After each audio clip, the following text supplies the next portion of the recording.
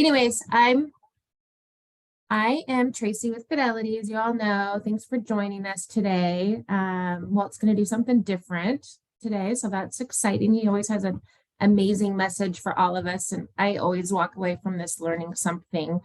I just want to remind you all that now is the time to jump in and do some more marketing. And if you want some ideas or help on how to do some of that for free, I would love to get together with y'all.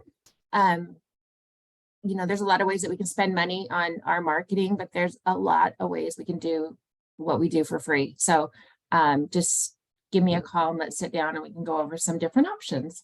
So, and with that, I'm going to let Walt take it. Perfect. Hey, thanks, Tracy. So, so we've got my coach, my business coach, Roland Cochran on the call with us today. So thank you, Roland. He's going to step in after I speak and talk about brainwashing your new client. I'm sorry, not brainwashing, branding your new clients. That millennial population and Gen Z population, and how to really connect and create a legacy. So also grateful that Deborah is here today as well. Good friend of mine. I think Tracy, you had you added that y'all in there, and so I think you did that for Deb. Deb is down in Texas, and so thank you so much for joining us, Deb. And we got Susan here. Susan has been with me since 2013, right? 2014 in there somewhere. So, yep. So, so Susan is one of our loan officers. Does an outstanding job. Works a lot within the Hispanic population. So today, one thing that we want to bring forth, this is not a typical CE class that we do. And it's not CE at all because of what we're going to talk about. Normally, you know that I come forth with CE and I always try to educate. I mean, that's one of my something that's very important to me is that I educate. And I educate you how to educate your clients. And I spend a lot of time on that. And so today we're going to talk about branding, and we're going to talk about how to brand yourself. And it's much different in this world today than what it was just 6 months ago, just a year ago, 2 years ago, and how to leave a legacy. So I used to think that legacy was left when you die. And and that really is not the case. It's not when you pass on, but you can leave a legacy today and you can make an impact upon others. And for me, the most important thing to me is to make an impact upon others. That's kind of a generic thing, right? I mean, how do you make an impact upon others? But there's a certain way that you can leave an impact upon others. And let me talk about the market that's coming and the shift that is coming. I just sent out a message to y'all this morning, and there's a shift happening in the market right now that not many people are paying attention to. It's not a mortgage rate shift. It's not a buyer-seller market shift, but it is a true market shift that's happening that if you're not paying attention to it, you'll be left in the dust. And I fear that for everybody that is potentially left in the dust. And that is the shift of working with millennials and working with Gen Zers. Now, I recently came to the knowledge that the millennial population, there's 85 million millennials. There's 60 million Gen Zers. So we're talking about 140 million potential buyers. And how do you make an impact upon that market? You connect with them completely differently than the way that you connect with my, I think I'm Gen X, I don't know, with my population. I'm 49. And so, there's a certain way that you would connect with us. There's a certain way that you would connect with baby boomers. With the millennials and the Gen Zers, they don't care if you're number one in the marketplace. I mean, you look at my LinkedIn and it says I'm a top 1% loan officer. I've hit that top 1% in the nation. And that's a huge accomplishment. And my team and I were very, very grateful for that. that means that we're able to help a lot of people. Millennials don't care. They care about the connection that you make with them, the story that you share with them, the education that you leave with them, and the impact that you can make with them. That's what they care most about. Remember that the millennials and the Gen Zers grew up with a cell phone in their pocket. And it's funny, when I heard that, actually, Deb was the one that shared that with us. And we happened to be down at Disneyland, my family and I. And I'm looking around at the kids, and I'm realizing that these 2-year-olds, and they're getting carted around Disneyland, which I kind of wish I was being carted around Disneyland because you have to watch so much. But you know, you're getting carted around Disneyland, and they're on these iPads and they're, I mean, playing games, and you know, and some of them can't even talk. I mean, and they're on an iPhone, they're on an iPad. So the generations moving forward, you connect with completely differently. They look at Google reviews, they'll look at all different reviews, they'll look at your social media outlets, they'll look at your YouTube channel, they'll do all those things to see who you are. They want to know who you are. Most of the time, they're going to look at those things and connect with you, start moving forward with you, then talk to their parents. So the days of me thinking, oh, I can get to them through their parents, that's not true. They're moving forward before they even talk to their parents many times. So how do you connect? How do you do that? And so today, one thing that I wanted to share with you guys was really my story. How, you know, who is Walt and how did I get here? And what's most important to me and why it's important for me to connect with you and connect with them. So many of you know that for a period of time, I was in law enforcement. And so I've learned that we create certain egos, and we create these egos, and they protect us from time to time. Some of those egos can be, you know, I'm not going to let somebody in my heart because it can hurt me. You can hurt me, and so if I let you in my heart, then you can hurt me, and I'm not going to be hurt. Maybe something happened in your life. So for me, through the academy, one thing that is taught to us is, as a law enforcement officer, you always win. 100% of the time, you win. That's why some law enforcement have, you know, they're harsh. So, but it is, you always win. That's because, and the reason why you're taught that in the academy, and they teach it so hard. The reason for that is that every call that you go on, every traffic stop, every place you are, there is a gun, and that gun is yours. And somebody can take it at any point in time. If you don't win, you could die. So we were always taught you could win, or you had to win 100% of the time. Now, I started to create an ego, and that ego was I win 100% of the time. And as I'm putting my uniform on, I'm you know, putting my vest on, I'm strapping my vest on, I'm going through that process of putting that ego on myself. And to the point where I'm in front of the mirror and I'm saying, I win. And I'm putting that ego on myself, because that's not an ego that I normally put on myself. I want to win all the time, but I don't have to win all the time. But in law enforcement, you have to win all the time, or you're not coming home. So as I looked at that ego doesn't serve me in my mortgage practice. That ego definitely doesn't serve me at home. If I get into conversations with my wife, you know, and I win 100% of the time, what do I do to her?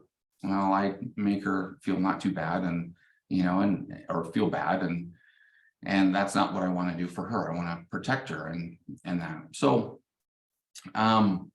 so that law enforcement ego didn't really serve me very well in my mortgage practice.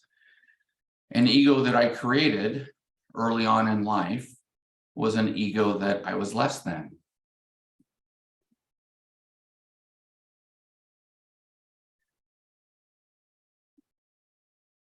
I was not good enough. And I was not worthy. And I know that some of you have that same ego. And things happened in my life that created that. So let me share with you what led to that. So in 1980, my father had to retire. Now I was 7 to 8 years old in 1980. And he had to retire because he had MS.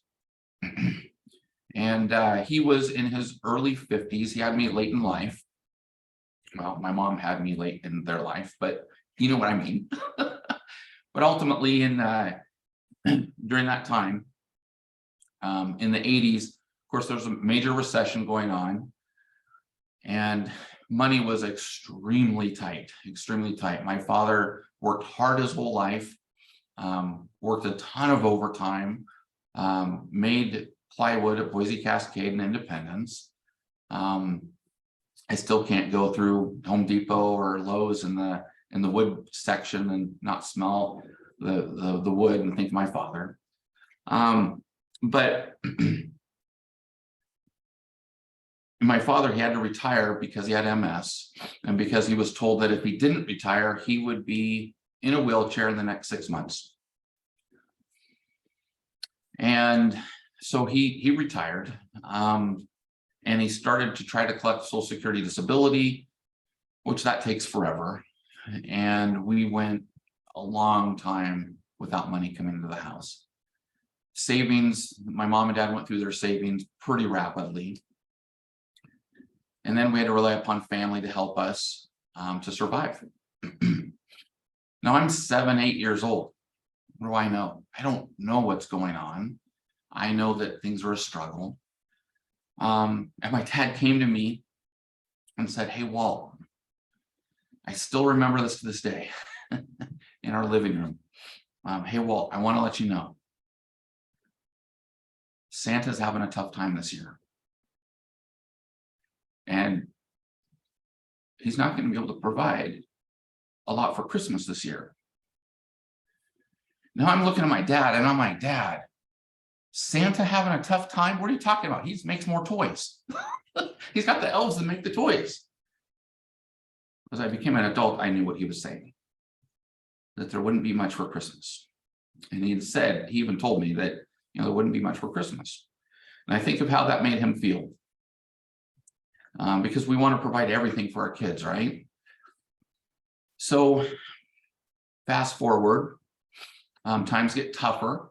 Money still isn't coming in, and family help is starting to subside, and we have to go to church assistance, and so which is basically church welfare. I didn't know what that meant at the time, didn't really care. I just knew that there's food on the table. But my mom and dad, they were able to get our utility bills paid by the church, and they were able to get food provided by the church.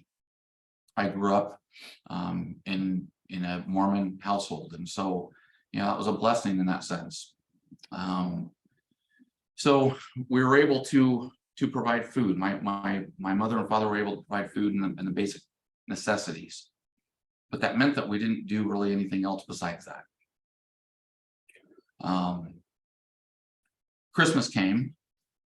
When I walked down the hallway to the Christmas tree of the living room, and boom, more Christmas presents than I can ever remember.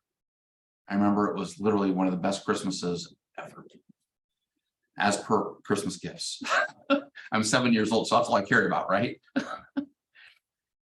I didn't know what happened at the time, but I knew Santa came through. He talked to his elves and he got more Christmas gifts.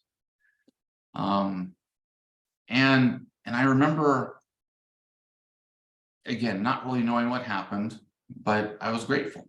I remember the feeling that I had. I still remember again that to this day. Fast forward, and I don't know how much time this was, a year, 6 months, I don't remember, but we're playing, this is at the church here on Lone Oak. Judson is in the back of the church there and across the road there, but Jones Road. So we're in the parking lot and we're playing a game. All the scouts are there and the youth are there. We're playing a game. It's called 500. And you throw the football to a group of people there, and whoever catches it gets points, and whoever hits 500 wins. So I remember the ball hitting, and I still remember this to this day. The ball hit the ground, catapulted back behind the arborvitaes, and we all ran for it, but 2 of us went back behind the arborvitaes. And this one kid popped back behind the arborvitaes, and he grabs the ball and he looks at me and he says, "You guys are on church assistants, aren't you?"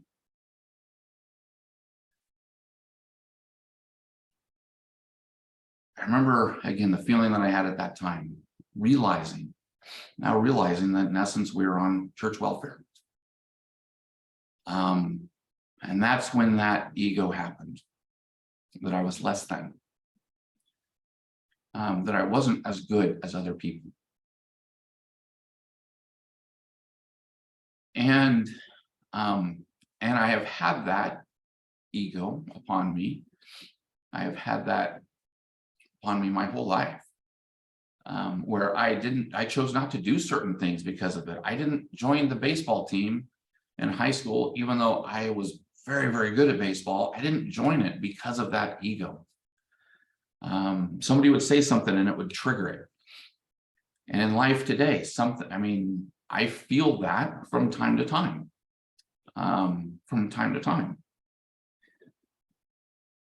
So fast forward, 2016, I had the blessing of Troy Clausen coming to me, who was the undersheriff for the Marion County Sheriff's Office. He came to me and said, "Jason Myers, the sheriff, and I, we're going to be creating a new charity called Believe in Your Community. And we're taking over for Law Enforcement for Youth. And we're going to switch the 501c3 status. And we want you to help us create this charity. And we want you to be the president of it. The main drive to Believe in Your Community will be Shop with a Cop. And so we're going to take that program and we're going to grow it. And Shop with a Cop is basically where a child, youth, that doesn't have the means for Christmas, their parents don't have the means for Christmas, they are able to shop for a Christmas present with a police officer. So we created that charity and we started to grow that charity, where last year we helped over 700 kids. We provided a Christmas present for over 700 kids.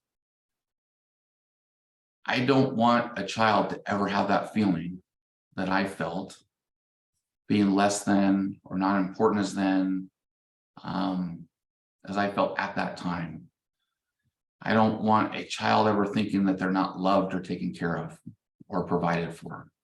I don't want a family that we serve to ever feel that way. I don't want the parents that we serve to ever feel that way as my mom and my father had felt, not being able to provide. That's why fiscal literacy is so important to me, and teaching fiscal literacy to those that we get to serve. The clients that you refer, we're able to help. We teach fiscal literacy. We teach them how to have a reserve account. We teach them how to be out of debt. We teach them how to create significant liquidity and then be completely debt-free, to where one day they can write a check and completely pay their mortgage off. We're not just the standard mortgage broker. We're not just the person that just gets them into a loan and then they forget about it. I just recently saw a study that 86% of past clients would be willing to use you again or refer you, but 74% of them can't remember who they used for their lender or their realtor, just in 1 year. I don't ever want to be that person. So we're in constant contact with our clients. We work with our clients. We help our clients. That's the legacy that I want to leave. That's the legacy that I'm growing. And that's the legacy that I'm hoping that you guys will come on with us on and move forward on. I share the story with you because I want you to know who I am, why I do what I do. I want to connect with you in a manner in which we need to connect with the Gen Z population and with the millennial population. The days of posting listings and we just helped this client get under contract and we just helped this client, the only people that see those is us. The only people that pay attention to those are us in the industry.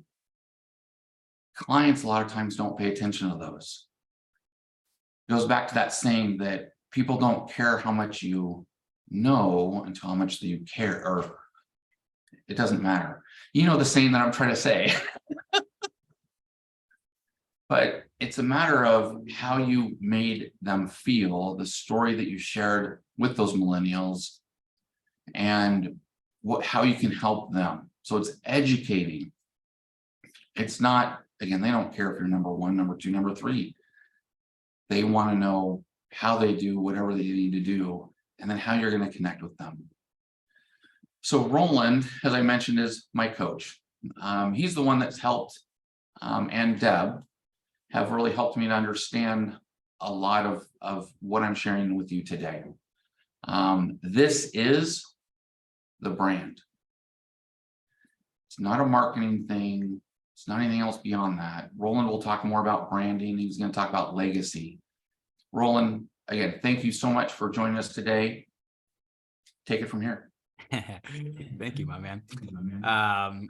First off, thank you for sharing everything that you did, Walt. I know it's I think one of the biggest barriers for people with this, especially is not millennials and Gen Z. I think they are a little bit more open to the idea of business and legacy and branding being them and not business.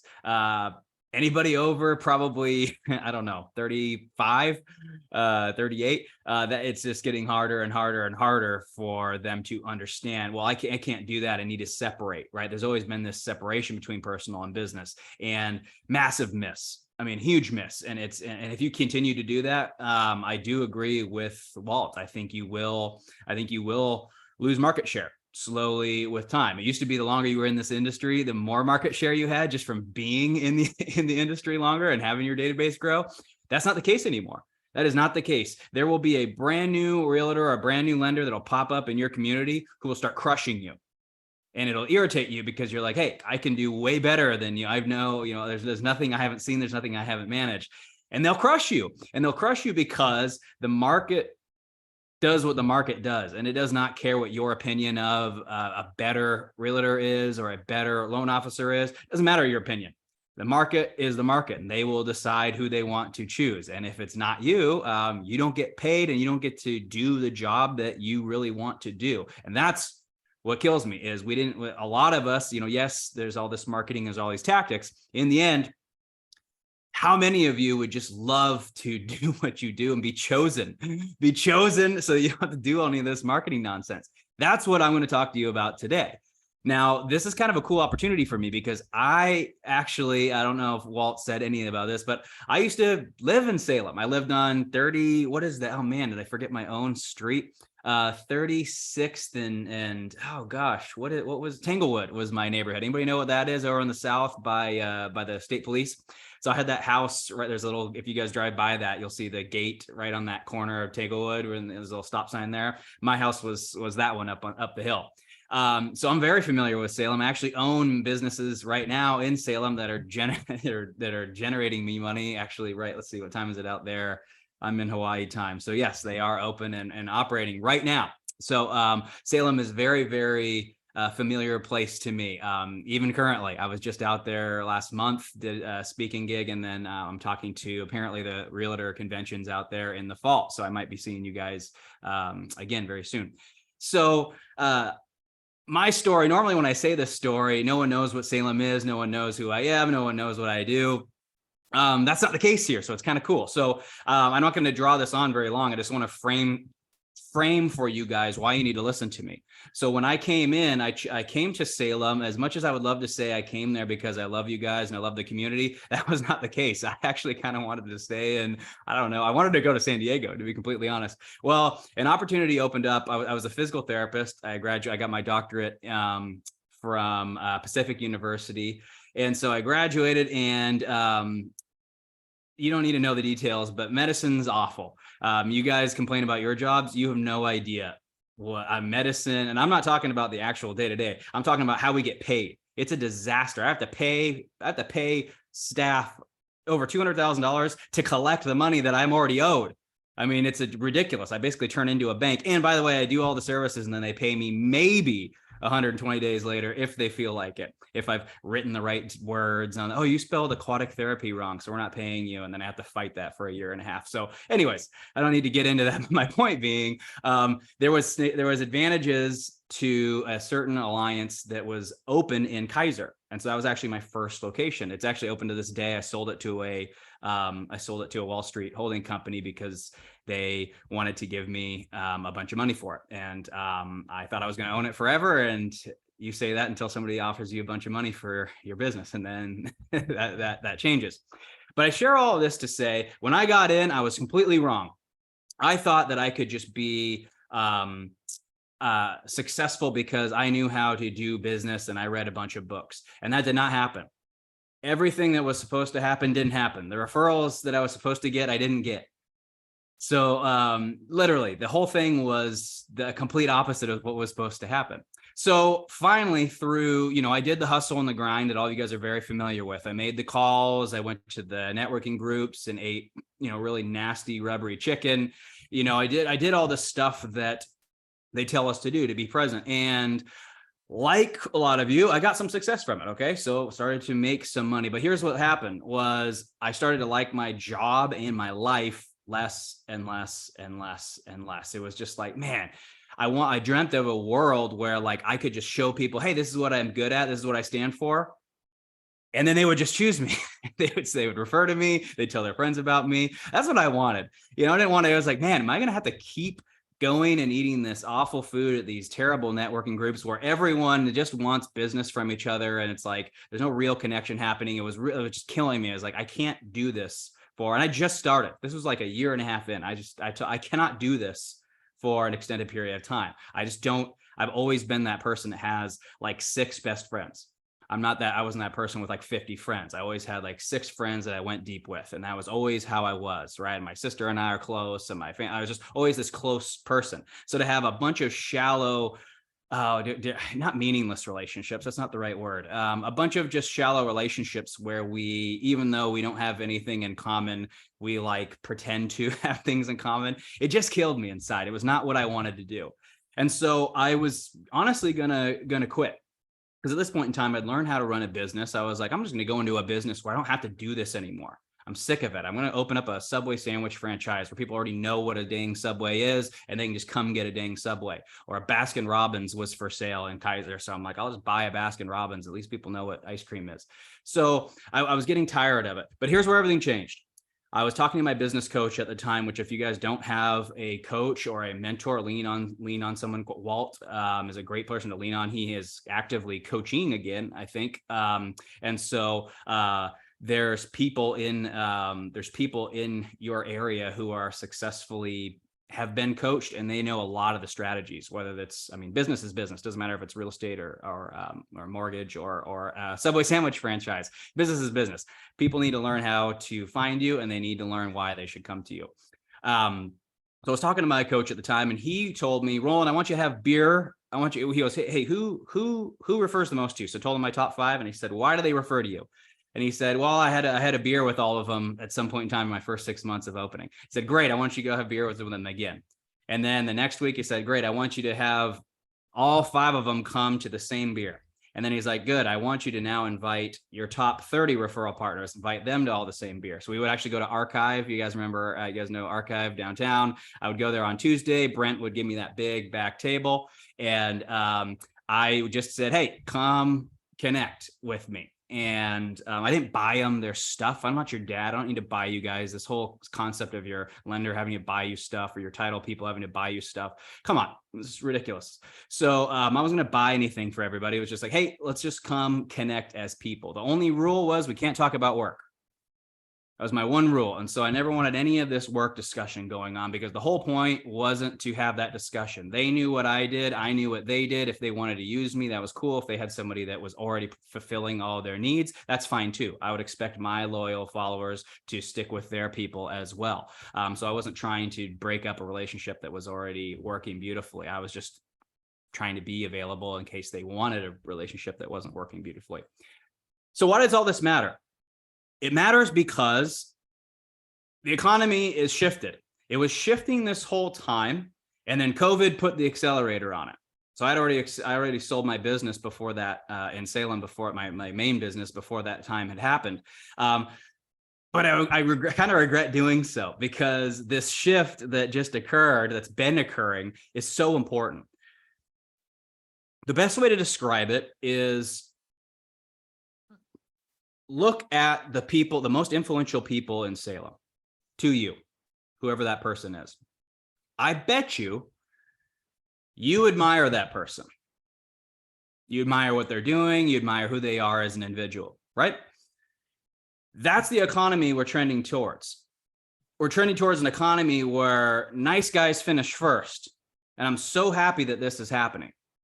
I'm really happy this is happening, because for the previous 20 years leading up to this point, it was about shortcuts and hacks, right? Every single thing we watch is about what kind of shortcut can you take? What kind of hack can you make? What can you post online? What free thing can you do? What realtor or lender can you harass with coffee or whatever and try to get some seconds with them so that you can do whatever this is? It was all about that. Well, here's the problem.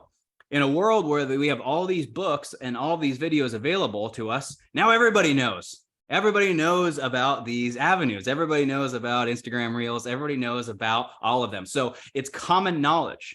It doesn't make them worth any less than they are. For those of you who follow, if you don't follow Walt and Deb and I, you should get on your social media channels and follow Walt and Deb and I and just watch what we do, because following people who are succeeding at this is a great way to learn how to succeed. And again, it's not about followers. That's not what this is about. It's not about followers. It's not about likes and engagement. It's about you using these platforms to connect in a big way. So when you see somebody and you're like, oh, they only have 280 followers. So I was making $1 million off of 423 followers. So don't talk to me about that. It's about connecting in a genuine way with the people that you are trying to serve. So the new brand is going to be you. And I'm not talking about your interests and your hobbies. Those are important, and those do have a place so that people can relate to you as an individual. But what I'm talking about now is a brand that makes people want to talk about you. So if you look at this new shift, I call it the purpose economy. So if we look at the previous economies where we came from economies where we had scarcity of resources. So we were trying to get better and better at what we did, right? So think about, I primarily serve loan officers. I'm trying to think of, I've coached realtors before. I'm trying to think of the different softwares that we can use. But these companies come in, they help you guys get better at your job by providing somebody with, you guys use, I don't know if you use like a HomeBot or some sort of home equity thing if you partner with your lender on that. Well, you use HomeBot, right? Yep. So if you partner, so I don't know what you're doing, but there's these new avenues. These companies came in and they made it easier and easier for you to do impactful things. And that's great. Here's the problem though. It's become the new standard.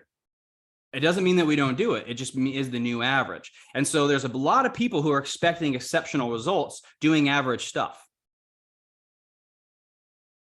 But I promise you right now, if you look at the realtors or the lenders in your zip code that are crushing it, I bet you they're not crushing it because of any of that average stuff. It's just average. If you can swipe a credit card and that thing can happen for you, it's average. Because it's the significance. You guys ever heard that saying, right? It's the thought that counts, right? It's a thought that counts, right? It's the card that counts, right?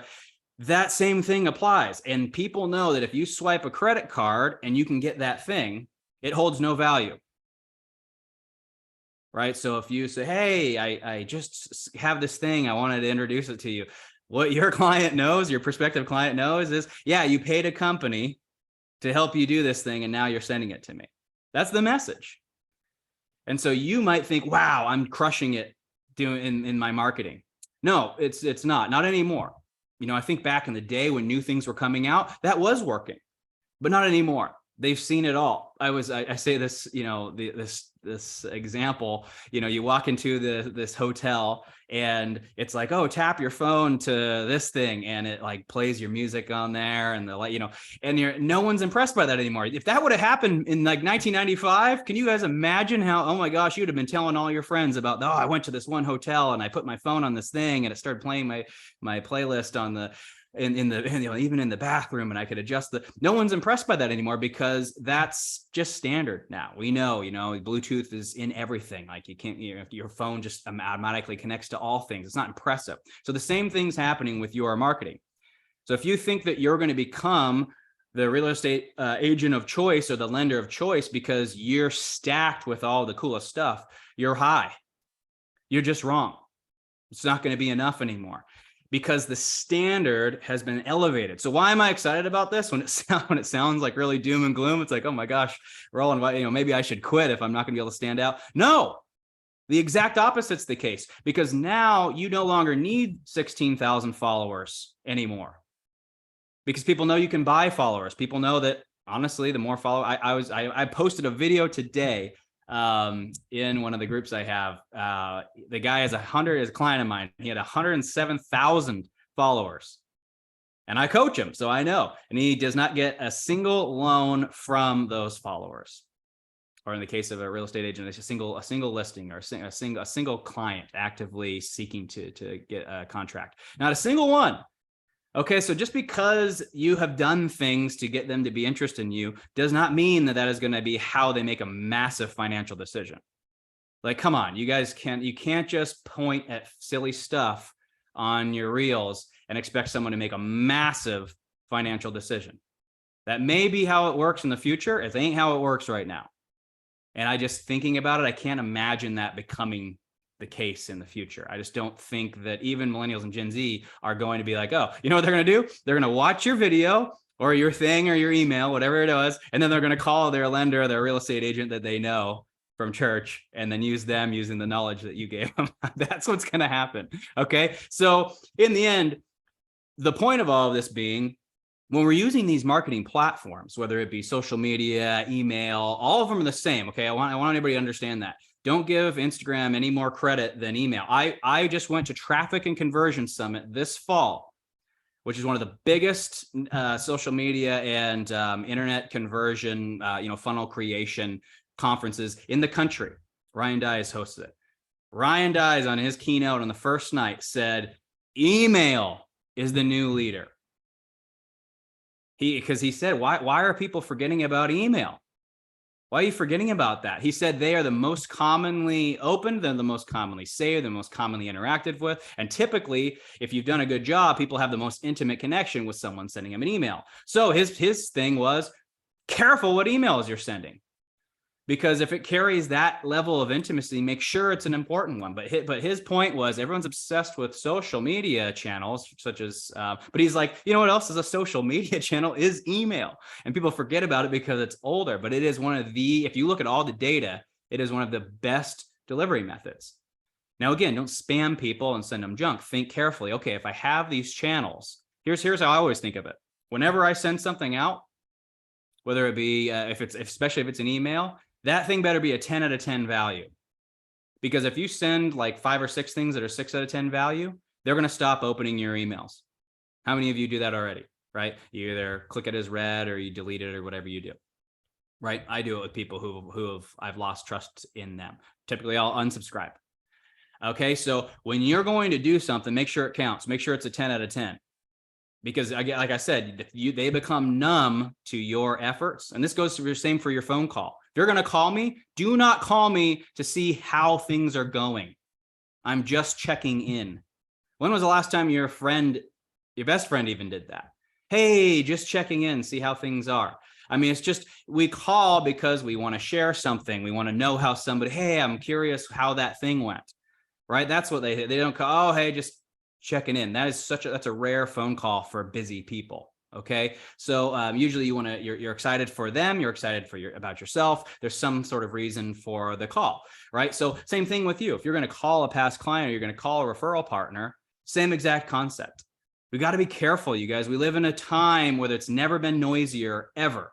And now, I mean, how many of you get like just spam calls and spam texts and spam emails? Right? I just got one this morning saying, it doesn't matter what it said, something about they're going to give me some sort of loan for my business or something. Right? I mean, it's happening all the time. So you do not want to be clumped with that. So that was the second thing I had written on my note sheet here is be careful at branding yourself as the average realtor, because a lot of you have done that by accident. One of the lessons I learned, it was at Salem Golf Club. Is that what's down there by the river? So Salem Golf Club. So I was going to start golfing, and I went there on a Tuesday because I needed to unplug. I was killing myself working like 70-hour weeks, weekends, all this nonsense. So I was like, all right, I'm going to golf on Tuesday mornings. And I went there, and who was on the first tee but 4 of my top referral partners? Hey, we little wave, whatever. And by the way, these are top referral partner candidates. They have not sent me a single referral ever, but they are the leaders in Salem. So I come back next Tuesday. They're there on the first tee again. And I'm thinking, what on earth? I go on a Thursday. They're there on Thursday. And then all of a sudden I realize, you know what? These people don't work. They don't work. And so I'm talking to them and like, hey, you want to join our hold on, sorry, my dog's barking. You guys hear him? I got a cool little microphone here. It's supposed to take voice from this area, not that area. And so finally, like, yeah, you should come with us. So they add us to their little group. And so I'm golfing now with them. And then finally I say, you know, hey, why haven't you sent me any business? Finally, after like 6 months. And that's when they told me, they said, you know, now that you're out here with us, we will. And they said, we don't refer business to people who are overwhelmed and still work. We only send business to people who run businesses. And so the second that I pulled out completely, I completely automated my staff, had licensed people take all the work, and I just completely operated from a marketing and biz dev standpoint. And they started sending me all the business because I was one of them. And that transitions just into my last point, which is people do business with people that they admire. People do business with people that they want their kids to be like. And I know this isn't conscious, but I promise you, when you guys go to your next networking event and you see that person that lights up the room that everyone's flocking to, I know none of them are saying it out loud, but they either want to be that person or be like them, or they want the kids to grow up to be like them. I am not wrong. I am right. This is how we work. We want 1,000 more people like that in the world. That's how this works. I want that person to be successful. The most successful people in your community are successful because people want them to be. They're not cheating. Their parents didn't give them something. They're not lucky. People want them to be successful. And if you're not as successful as them, people want them to be more successful than you. Facts. It's just what it is. Okay? So the goal being, how can I become one of those people that people want to win? That right there is how you brand yourself. Brand yourself as one of the people that other people want to win. I'm not wrong. The second that I did this, in Salem. I pulled all marketing. I was spending around $8,000 a month in marketing, pulled everything. Taco Tuesday was my only marketing activity. I did not buy their stuff. Actually, a lot of the doctors, you guys probably know most of them, they would buy my stuff. Some of them were too busy. He would pop in. You guys know Paulie. Paulie would pop in. He'd pay for everybody's stuff and he'd say, hey, we'll put it all on my card. And then he would leave because he was too busy. But he just wanted to support the cause. He liked what I was doing. He wanted me to win. You guys understand this? This is how you are successful. People need to want you to win. So when Walt was sharing his story, it's because if you don't know that, how can you want him to win? How can you want people like Walt to win? You know how rare someone is like Walt, where they're actually in the business for the people? That is so uncommon. It's not about the commission. The amount of money, I'm his coach, so I know the amount of money that this guy spends on building things to help others is insane. I've never seen anything like it. This guy is so invested. His new building, it's all about like, what can I do to become the best for my people? He spends more money than any of my clients on serving others. He could go and buy something awesome for himself. He didn't. He bought something for you. So my point being, how can you posture yourself so that you want to win? People want you to win. People want to grow up to be like you. They want to care as much as you do. That is the branding of the future. People need to admire the behaviors that you that you elicit. And last thing I'll say here before I open up to some questions is, if you think I'm wrong, look at the people that you follow or you admire online. I'll name some like entrepreneurs just for lack of a better, but if you look at like an Ed Mylett or choose somebody locally, if you look at these people, that's why people follow them, because they elicit behaviors that we admire. They wake up and act like somebody that we want to wake up and act like. They own the things that we want to own. Right? That's how this whole thing works. But if you want to speak to something really, really deep, don't just flex your private jets or your cars or whatever it is. Find something that really speaks to people. And what that is problems within the community. People admire the ones leaving the most badass legacy. I could go on and list a whole names of all of my friends who I admire in Salem because they're living a badass legacy. They're starting family businesses. They're starting nonprofits. They MC everything that they can. They're spending most of their time serving on boards for who knows what. You guys been to Uncorked? That's an example of what I'm talking about. Uncorked is one of the biggest and most successful fundraisers in Salem. I've made a lot of money from going to Uncorked, from meeting other people who ended up referring a lot of people and making me a lot of money from going to a thing that's making an organization a bunch of money. But my point is the reason people go to Uncorked and they support Uncorked is because of the cause. That's why Family Building Blocks is more successful than their other counterparts. Okay, so people support the people leaving the most badass legacy. Remember that.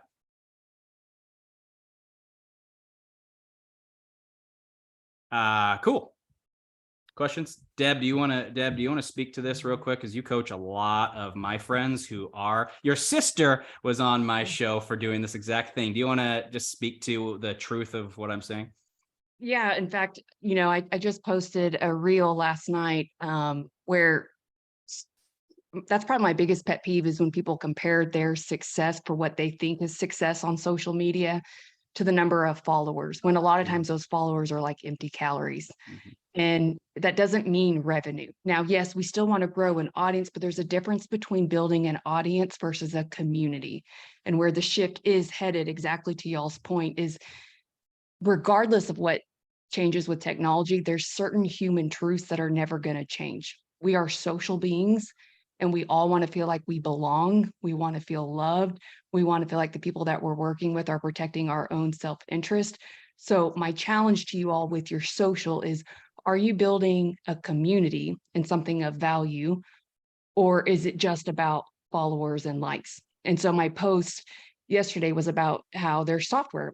We have software where we can run and we can look at these gurus who claim they have all these followers or impact and influence that they say is organic and it was all built by themselves and none of them were purchased. Well, we can actually expose that, yeah, they actually were purchased. And guess what? Most of your audience is coming from India. Mhm. So if it's not going to turn into revenue, or it's not going to be someone that you serve in your community, then what are we really comparing ourselves to? So at the end of the day, you're not an avatar. If people wanted robots, they would go to robots, but we don't, because we are social beings and we want to feel connected. So be the human that you are and know that you're not an avatar. Because to your point, just so you guys know, like you've like everyone's like, oh, we could be replaced. You've been replaced. Like you guys do understand that there's like the number one lender in the country is Rocket, right? At least that was my last knowledge, right? So like, and then if you look at real estate, I'm not sure what real estate's been doing, but again, you've been replaced. So it's not, oh, are we going to be replaced? Like you have been. So like it's already happened. So my point of all of this being, you either get on board with this whole thing or you will, I mean, you got to start to look, what is the real difference to the public between me and iBuyers or me and Rocket Mortgage, right? I mean, Zillow's been playing a big game. They're collecting data. Like they are the reason that you guys should even stop buying leads from them, because they're using that data and that money to crush you. So they're literally like one day they're going to turn that channel off and they're going to have a call center. And then so all of that database and data that you gave them, they're going to turn it off and they're not going to let realtors and lenders buy it. They're going to take it and have the call center close it. And you know, the call center is going to be full of American real estate agents. Promise you. Underpaid. Well, what's interesting with that, Roland, is even though the robots have taken over, only 15% of the market share last year came from consumer direct. So people still want humans 100%. to help them. Now they're going to look at your social and look for social proof to see, usually they're judging you based off two things, warmth and competency. It's not just competency. It's also, can I trust this person? Are they a real human? What other things are they interested in? Like maybe they like to shoot guns, like Walt likes to shoot guns. And if I like to shoot guns, well, now I trust him because we have something in common.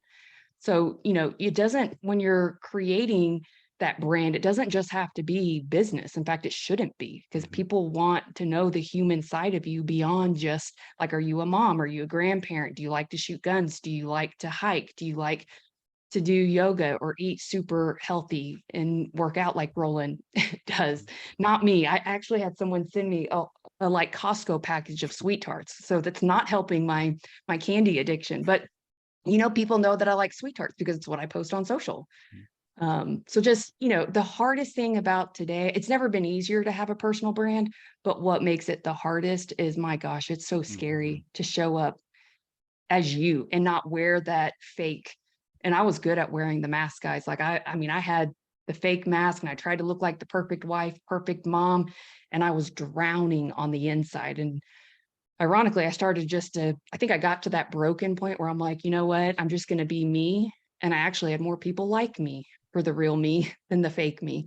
But it is scary. So I have empathy for those that, as you're peeling back those layers that we've tried to protect for so long, it helps having someone like Roland in your life who's that North Star that can make you feel safe, or even Walt. Walt has this incredible ability to make you feel calm and safe no matter the chaos that's going on, which, let's face it, a lot of clients today who are buying or selling, their problems are different. It's usually a little chaotic and they need that safe space and place where they can feel accepted. And that's what they're wanting and they need. Well, and to that point, it's the reason Walt's successful at what he does, because really, what do we want from a lender?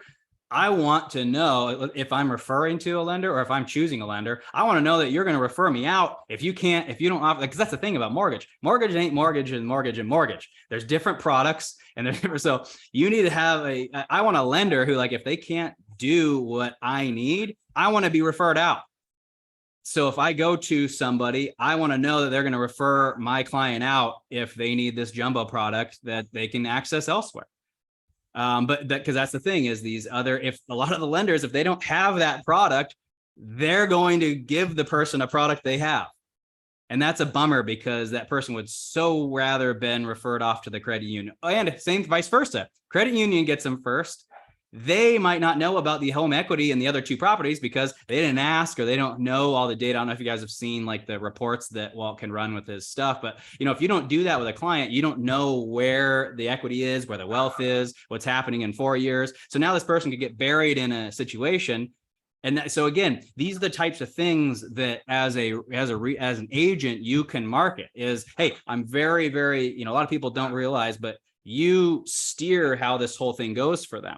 And so if you can broadcast that, hey, I've aligned myself with a bunch of people who are going to keep your costs down, but also make sure that this whole thing does truly align with your financial future. That's a massive marketing tool as an agent, because otherwise, if you're not doing that, what are you doing? Because I probably found the 2 or 3 homes on Zillow already, called you, said, hey, I found these 3 homes, right? So again, now what have you done?